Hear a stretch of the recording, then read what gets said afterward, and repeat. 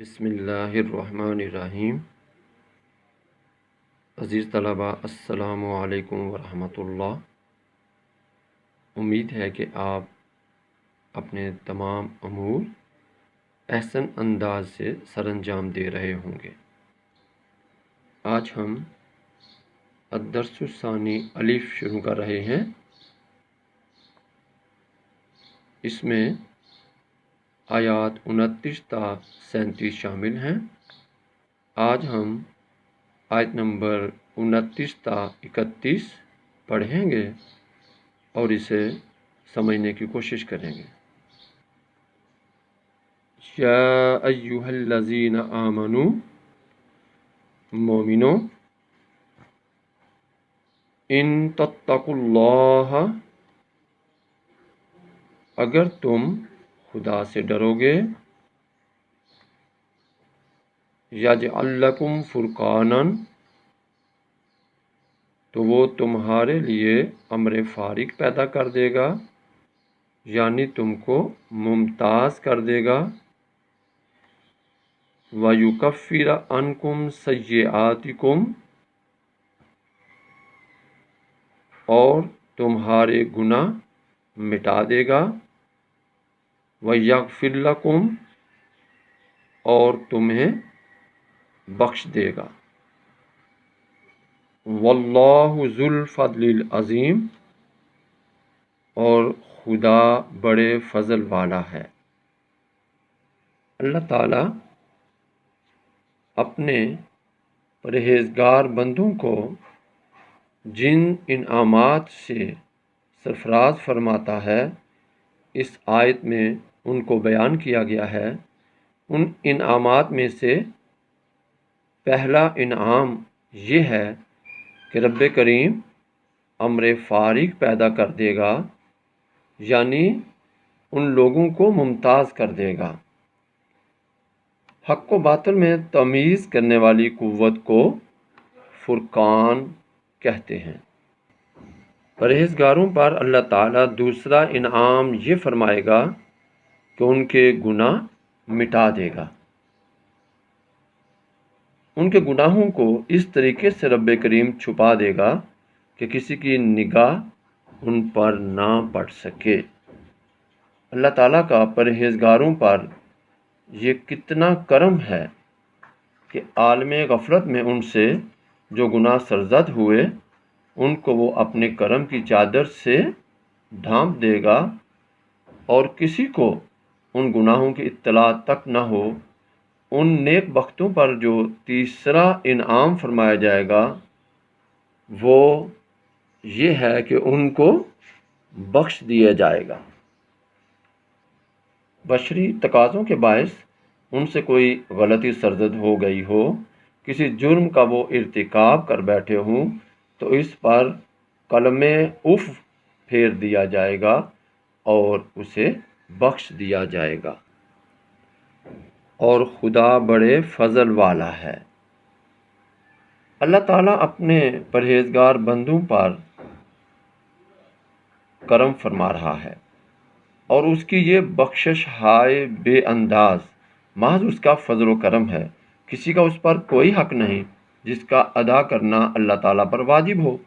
راہ تقویٰ پر گامزن ہونا بھی تو محض اس کی توفیق و دستگیری کا ہی مرہون و منت ہے۔ وَإِذْ يَمْكُرُ بِكَ الَّذِينَ كَفَرُوا، اور اے محمد اس وقت کو یاد کرو جب کافر لوگ تمہارے بارے میں چال چل رہے تھے، لِيُثْبِتُوكَ، کہ تم کو قید کر دیں، او یقتلوک، یا جان سے مار ڈالیں، او یخرجوک، یا وطن سے نکال دیں۔ وَيَمْكُرُونَ، تو ادھر تو وہ چال چل رہے تھے، وَيَمْكُرُ اللَّهُ، اور ادھر خدا چال چل رہا تھا، وَاللَّهُ خَيْرُ الْمَاكِرِينَ، اور خدا سب سے بہتر چال چلنے والا ہے۔ عزیز طلبہ، اہل یثرب میں اسلام کی روشنی پھیلنے سے کفار کو یہ فکر دامنگیر ہو گئی تھی کہ کہیں حضور صلی اللہ علیہ وسلم بھی ہجرت کر کے انہی کے پاس نہ چلے جائیں، اور اگر ایسا ہوا تو پھر اسلام کے خطرہ کا سدباب ان کے اختیار سے باہر ہو جائے گا۔ چنانچہ کوئی فیصلہ کن قدم اٹھانے سے پہلے انہوں نے دارالندوہ میں قوم کے مفکرین اور دانشوروں کا اجلاس طلب کیا۔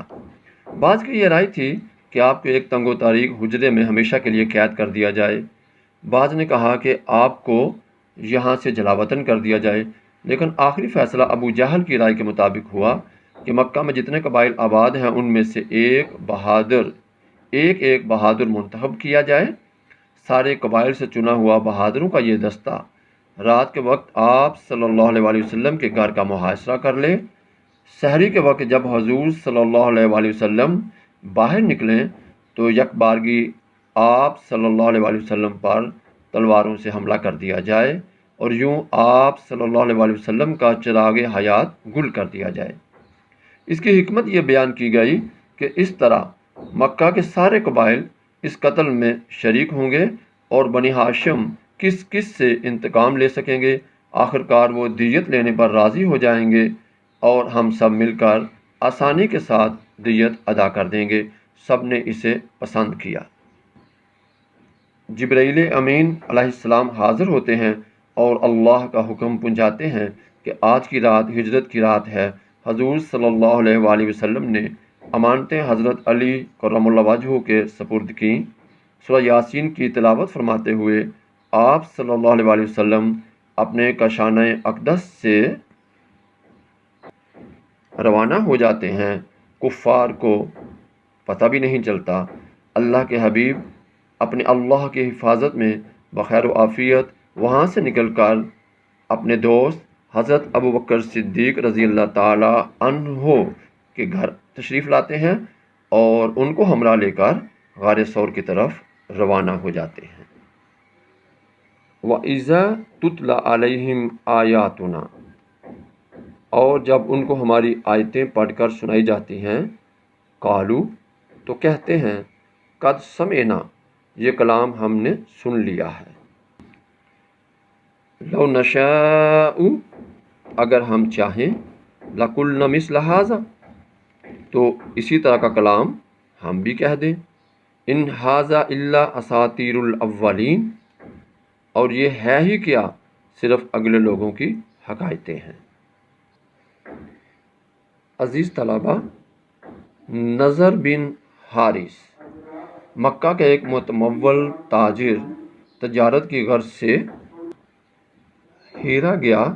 وہاں سے کہانیوں کی مشہور کتاب کلیلہ دمنہ اور کیسر و کسریٰ کے قصوں کی دوسری کتابیں خرید لایا۔ جب حضور اکرم صلی اللہ علیہ وسلم پہلی امتوں کے عبرت آموز حالات بیان فرماتے تو وہ بڑے غرور سے کہتا کہ ایسی باتیں اور حکایتیں تو میں بھی سنا سکتا ہوں۔ وہ انتہائی ڈٹائی سے دعویٰ تو کرتے کہ اگر ہم چاہیں تو ایسی کتاب بنا سکتے ہیں، لیکن بار بار کے اصرار کے باوجود وہ اس جیسی ایک صورت تو کیا ایک آیت بھی پیش نہ کر سکے۔ عزیز طلبہ، آج ہم نے آیت نمبر 29، 30 اور 31 کو پڑھا ہے اور اس کے ساتھ ساتھ اس کی مختصر تشریح سمجھنے کی کوشش کی ہے۔ آپ کو اسے یاد کرنا ہوگا۔ اس کے علاوہ آپ کو 2 سوال بھی کاپی کی شکل میں سینڈ کیے جائیں گے۔ ان سوالات کو آپ نے اپنی کاپیوں میں تحریر کرنا ہے۔ وہ سوال نمبر 1 ہے، اس سبق میں تقویٰ کے کیا انعامات بیان ہوئے ہیں؟ جواب، اس سبق میں تقویٰ کے مندرجہ ذیل انعامات بیان ہوئے ہیں۔ اللہ تعالیٰ تمہارے لیے امر فارغ پیدا کر دے گا۔ نمبر 2، تمہارے گناہ مٹا دے گا۔ نمبر 3، تمہیں بخش دے گا۔ یہ میں سوالات بھی آپ کی آسانی کے لیے ایک دفعہ پڑھ دیتا ہوں تاکہ کسی بچے کو اگر کوئی لفظ پڑھنے میں مشکل ہو تو وہ بھی اس کی سمجھ میں آ جائے۔ سوال نمبر 2 ہے، وَإِذْ يَمْكُرُ بِكَ الَّذِينَ كَفَرُوا میں کس واقعہ کی طرف اشارہ ہے؟ جواب، وَإِذْ يَمْكُرُ بِكَ الَّذِينَ كَفَرُوا میں اس واقعہ کی طرف اشارہ ہے کہ جب حضور اکرم صلی اللہ علیہ وآلہ وسلم مکہ شریف میں اسلام کی تبلیغ فرما رہے تھے تو بہت سے کفار آپ صلی اللہ علیہ وآلہ وسلم کی جان کے دشمن ہو گئے اور بہت سے لوگوں نے اسلام بھی قبول کر لیا۔ لوگوں کا جوک در جوک اسلام قبول کرنا کفار مکہ کے لیے بڑا تکلیف دہ تھا، اس لیے انہوں نے اس عمل کو روکنے کے لیے ایک منصوبہ بنایا۔ اس منصوبے کو پایا تکمیل تک پہنچانے کے لیے کفار کا اجتماع دارالندوہ میں ہوا۔